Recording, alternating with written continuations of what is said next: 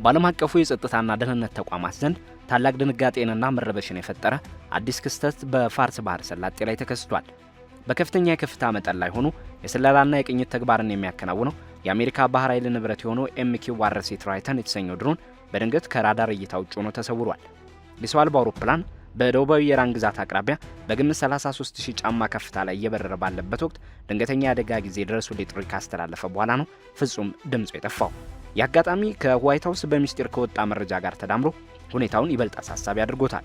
በወጣው መረጃ መሰረት ፕሬዝዳንት ዶናልድ ትራምፕ በኢራን ላይ የሚሰነዘረውን ወታደራዊ ጥቃት ዛሬ ሰኞ ወይም ማክሰኞ ባሉት ቀናት ውስጥ እንዲጀመር ወስነዋል ተብሏል። የሁኔታ በቀጠናው ውስጥ ያለውን ውጥረት የኢራን ኃይሎች ተመሳሳይ የሆነ የአሜሪካ ድሮን መተው ከጣሉበት ጊዜ ወዲህ ታይቶ በማይታወቅ ደረጃ ከፍ አድርጎታል። ከ180 ሚሊዮን የአሜሪካ ዶላር በላይ የሚገመት እጅግ ውድ ዋጋ ያለውና ለአሜሪካ ባህር ላይ ቅኝት ተግባር ወሳኝ የሆነው ይህ የላቀ የስለላ መሳሪያ መሰወር የኢራን እጅ ሊኖርበት ይችላል የሚለውን ጥርጣሬ ከማስነሳቱም በላይ በቴክኒክ ብልሽት ወይም በኤሌክትሮኒክስ ጠለፋ ምክንያት ስለመከሰቱ አከራካሪ ጥያቄዎችን ፈጥሯል። በተለይም በኒውክሌር ፕሮግራም በማዕቀቦችና በውክልና ጦርነቶች ሳቢያ በአሜሪካና በኢራን መካከል ያለው ፍጥጫ በከረረበት በዚህ ወቅት ክስተቱ የቀጠናውን ሰላም አደጋ ላይ ጥሎታል። የአሜሪካ ባህር ኃይል የሰፊ አካባቢ ባህር ላይ ቅኝት ፕሮግራም አካል የሆነው ድሮን ጉዞውን የጀመረው በተባበሩት አረብ ኤሚሬቶች ከሚገኘው አልዳፍራ የአየር ኃይል ካምፕ ነበር። በፋርስ ባህረ ሰላጤ የዓለም አቀፍ የውሃ ክልል ላይ የተለመደ ከፍተኛ ከፍታ ላይ ያለ በረራ ሲያደርግ እንደነበር የበረራ መከታተያ መረጃዎች ያሳያሉ። ሆኖም በድንገት ድሮኑ የአደጋ ጊዜ መከሰቱን የሚያመላክት ኮድ አስተላልፏል። እንዲህ አይነቱ ኮድ አብዛኛውን ጊዜ የሚተላለፈው እንደ ሞተር ብልሽት፣ የመዋቅር መዛባት ወይም ከውጭ የሚሰነዘር ጥቃት ያሉ ከባድ አደጋዎች ሲገጥሙ ነው። ከጥቂት ቅጽበታት በኋላ አውሮፕላኑ ከራዳር እይታ ጠፍቷል። እስካሁንም ስለመከስከሰው የሚያሳይ ፍርስራሽ ወይም ተጨማሪ ምልክት አልተገኘም። የአሜሪካ ማዕከላዊ ዕዝ ድሮኑ ስለመጥፋቱ እስካሁን ይፋዊ መግለጫ ባይሰጥም በርካታ የመከላከያ መረጃዎችን የሚከታተሉ አካላትና የማህበራዊ ሚዲያ ምንጮች ክስተቱን እያረጋገጡት ይገኛሉ። ይህም ሆን ተብሎ የተፈጸመ ጥቃት ወይም ሴራ ስለመኖሩ የሚነገረውን ግምት አጠናክሮታል። የአስገራሚ መሰወር የተከሰተው በፋርስ ባህረ ሰላጤ ላይ የአሜሪካ ወታደራዊ እንቅስቃሴ በከፍተኛ ሁኔታ በጨመረበት ወቅት ነው። ባለፉት ሳምንታት የጦር አውሮፕላኖችን ጨምሮ በርካታ የአሜሪካ የስለላ በረራዎች በኢራን ድንበር አቅራቢያ በተደጋጋሚ ተካሂደዋል። እነዚህ ተልእኮዎች ማዕቀቦችን ለማስከበርና በሆርሙዝ ባህር ሰርጥ ላይ ያለውን የነጻ በረራና የባህር ጉዞ ደህንነት ለማረጋገጥ የታለሙ ሲሆኑ የኢራንን የባህር ላይ እንቅስቃሴዎችና የሚሳኤል ስምሪቶችን በቅርበት ለመከታተል የሚከናወኑ ናቸው። ቴህራን በበኩሏ እነዚህን በረራዎች ሉዓላዊነትን የሚጋፉ የትንኮሳ ድርጊቶች በማለት በጽኑ ስታወግዝ ቆይታለች። የኢራን የመንግስት መገናኛ ብዙሃን አሜሪካን ኃይለኛ የስለላ ተግባር እያከናወነች ነው በማለት በተደጋጋሚ ሲከሱ፣ በረራዎቹም ዓለም አቀፍ ደንቦችን የሚጥሱ ናቸው ሲሉ ይገልጻሉ። ሁኔታው ይበልጥ እንዲካረር ያደረገው ደግሞ በዚህ ወር መጀመሪያ ላይ USS አብርሃም ሊንከን ከተሰኘው የአውሮፕላን ተሸካሚ መርከብ አቅራቢያ አሜሪካ የኢራንን ሻህድ ድሮን መታ መጣሏ ነው። ማዕከላዊ ዕዝ ይህንን እርምጃ የወሰደው ስጋቶችን ለመቀነስ አስፈላጊ ሆኖ በመገኘቱ እንደሆነ ገልጿል። በኢራን ተመታ የተባለው ድሮን ራሱ ለአሜሪካ ባህር ኃይል የስለላና የመረጃ አሰባሰብ ብቃት እንደ ዋነኛ መሰረት የሚታይ ነው። ከ130 ጫማ በላይ የሚረዝም የክንፍ ስፋት ያለውና እስከ 30 ሰዓታት ድረስ ያለማቋረጥ በአየር ላይ የመቆም አቅም ያለው ድሮን ዘመናዊ ራዳር የታጠቀ ነው። ይህ ራዳር በባህር ላይ ያሉ መርከቦችን፣ ሰርጓጅ መርከቦችንና ሌሎች ያልተለመዱ እንቅስቃሴዎችን በ360 ዲግሪ አቅጣጫ የመለየትና የመከታተል ብቃት አለው። በተጨማሪም የላቁ የኤሌክትሮኦፕቲካልና ኢንፍራሬድ በመጠቀም የተለያዩ የምልክት መረጃዎችን የመሰብሰብና በማቀናጀት አጠቃላይ የሆነ ወታደራዊ ምስል የመፍጠር አቅም አለው። ከተባበሩት አረብ ኤሚሬቶችና ከባህሬን የጦር ሰፈሮች የሚነሱት እነዚህ ትራይተን ድሮኖች የኢራን ባህር ኃይል ከሩሲያ ጋር በኦማን ባህረ ሰላጤ ላይ የሚያደርጋቸውን የጋራ ወታደራዊ ልምምዶች ለመከታተል ቁልፍ ሚና ተጫውተዋል። በፋርስ ባህረ ሰላጤ ላይ በቅርቡ የታዩት ተደጋጋሚ ትራይተን ድሮኖች በረራዎች አሜሪካ በቀጠናው ያላትን የማስፈራራትና የመመከት አቅም ለማሳየት የምታደርገው ጥረት አካል ነው። በተለይም በየቀኑ 20 በመቶ የሚሆኑ የዓለም የነዳጅ ምርት በሚያልፍበት ስልታዊ ጠቀሜታ ባለው የሆርሙዝ ባህረ ሰርጥ ዙሪያ እነዚህ ድሮኖች የሚያደርጉት በረራ ውጥረቱን ወደ አዲስ ምዕራፍ አሸጋግሮታል።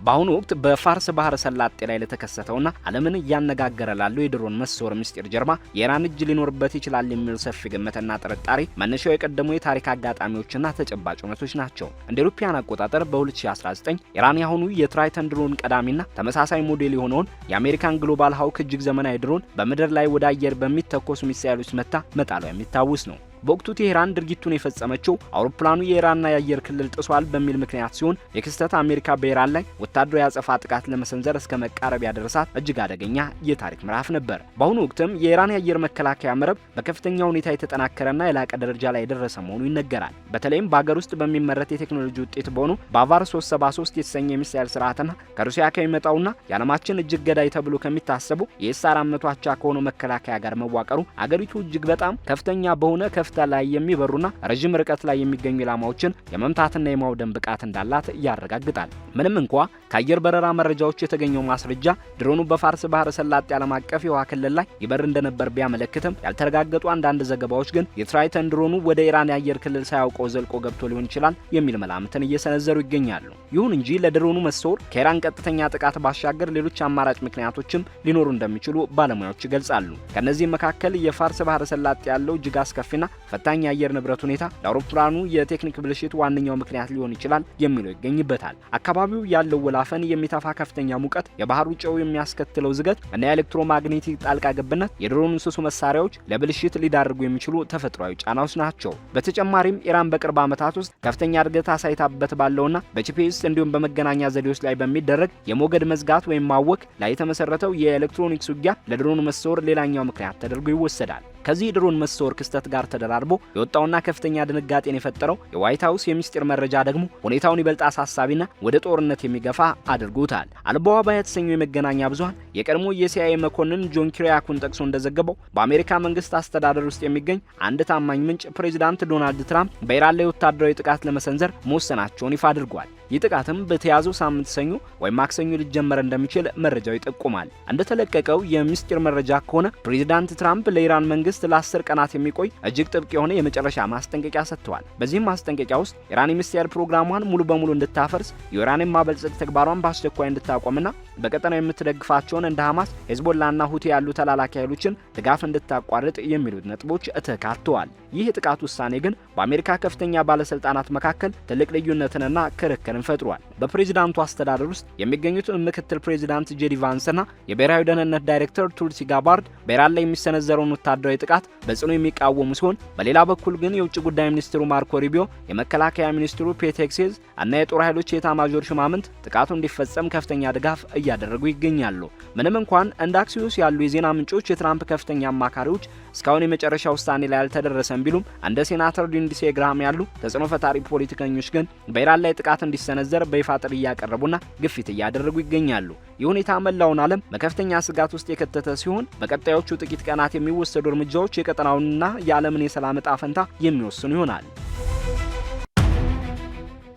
ዶናልድ ትራምፕ በቅርቡ የሰጧቸው ይፋዊና ግልጽ መግለጫዎች በቀጠናው እየተመራ ያለውን ትርክቶችንና ስጋቶችን ይበልጥ እንዲገኑ አድርገዋል። በሰጡት መግለጫ በሚቀጥሉት 10 እና 15 ቀናት ውስጥ አጥጋቢ ስምምነት ላይ መድረስ ካልተቻለ አሰቃቂ ነገሮች እንደሚከሰቱ በማሳሰብ ኢራን የቀረበላትን ጥያቄዎች የማትቀበል ከሆነ መሪርና አሰቃቂ መዘዞች እንደሚጠብቋት ዳግመኛ አስጠንቅቀዋል።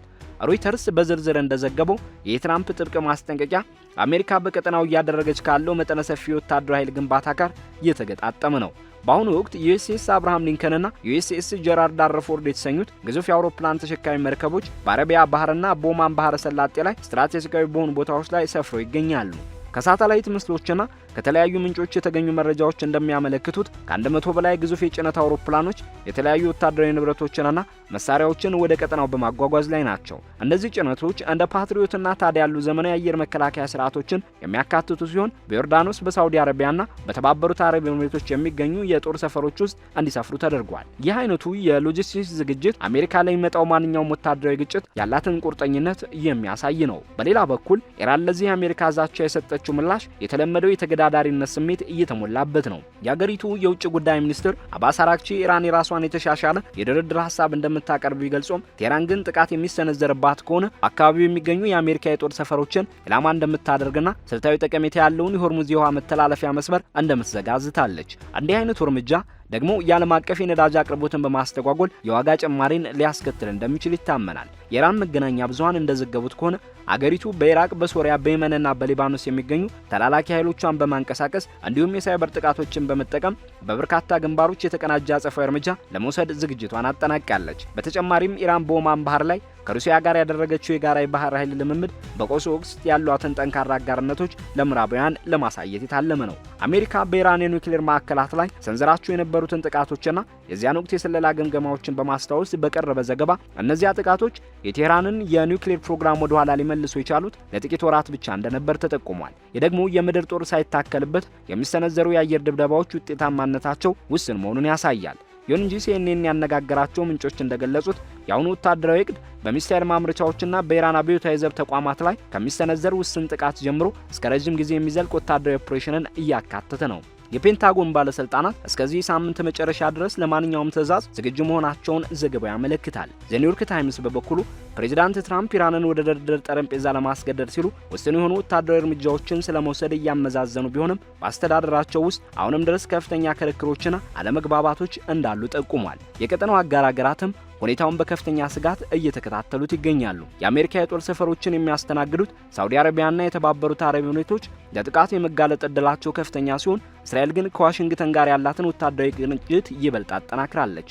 ጠቅላይ ሚኒስትር ቤንያሚን ኔታንያሁም በቅርቡ በፔንታጎን ጉብኝት ማድረጋቸው የዚህ ቅንጅት ማሳያ ነው። በሌላ በኩል የአረብ ሀገራት በጋራ በወጡት መግለጫ አሜሪካ በግዛት ጉዳዮች ላይ የያዘችውን አቋም ኮንነዋል። ይህም በወታደራዊ ትብብር ረገድ ነገሮችን ይበልጡ ስብስብ ሊያደርገው ይችላል። በዓለም አቀፍ ደረጃም የኤነርጂ ገበያው ለዚህ ውጥረት ምላሽ መስጠት የጀመረ ሲሆን የሆርሙዝ ባህረ ሰርጥ ይዘጋል በሚል ስጋት የነዳጅ ዋጋ በከፍተኛ ሁኔታ ይጨምሯል። በተለይም በባህረ ሰላጤው ነዳጅ ላይ የሚመኩት የኤስያ ኢኮኖሚዎች የሁኔታ ሊያስከትል የሚችለውን የዋጋ ግሽበት በመፍራት ከፍተኛ ዝግጅት እያደረጉ ነው። የአሜሪካና የኢራን ቀውስ መነሻውን በኢራን ውስጥ ህዝባዊ ተቃውሞዎች አፈናና በአገሪቱ የኒውክሌር እድገት ላይ ቢያደርግም አሁን ግን ወደ ተከራረና አደገኛ ወደሆነ ግጭት ተሸጋግሯል።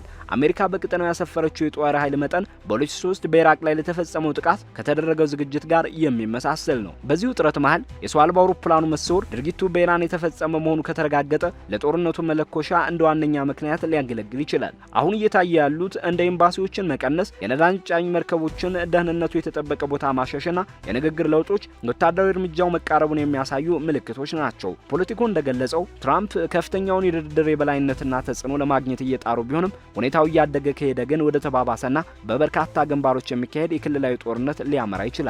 በቀጣዮቹ ጥቂት ቀናት የሚታዩት ክስተቶች ዲፕሎማሲው አሸንፎ ሰላም ይስፈን እንደሆነ ወይም የፋርስ ባህረ ሰላጤ ዳግመኛ የጦርነት አውድማ እንደሚሆን የሚወስኑት ይሆናል።